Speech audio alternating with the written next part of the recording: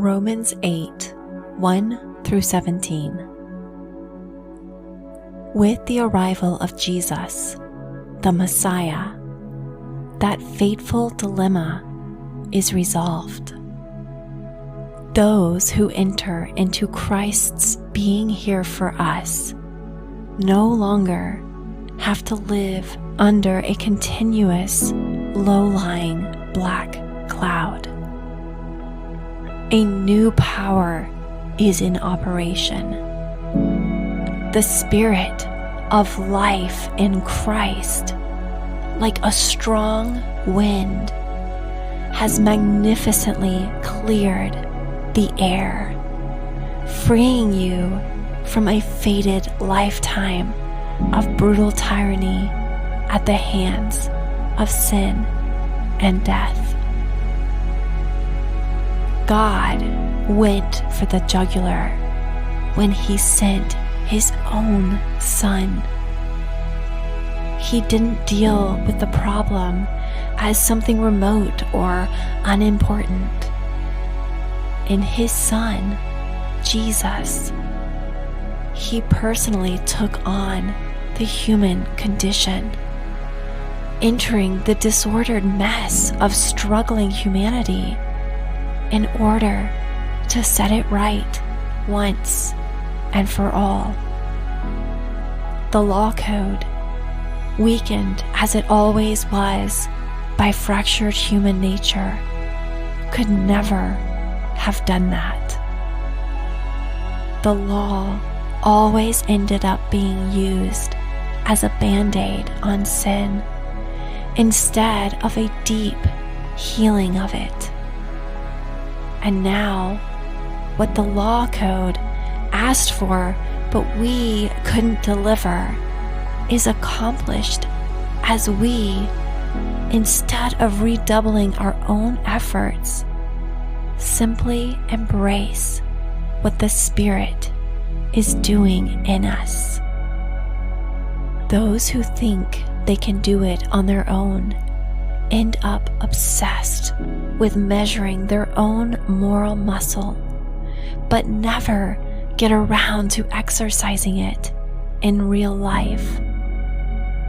Those who trust God's action in them find that God's Spirit is in them, living and breathing God. Obsession with self in these matters is a dead end. Attention to God leads us out into the open, into the spacious, free life. Focusing on the self is the opposite of focusing on God. Anyone completely absorbed in self ignores God, ends up thinking more about self than God. That person ignores who God is and what He is doing, and God isn't pleased at being ignored. But if God Himself has taken up residence in your life, you can hardly be thinking more of yourself than of Him. Anyone, of course, who has not welcomed this invisible but clearly present God, the Spirit of Christ, won't know what we're talking about. But for you who welcome Him, in whom He dwells, even though you still experience all the limitations of sin, you yourself experience life on God's terms.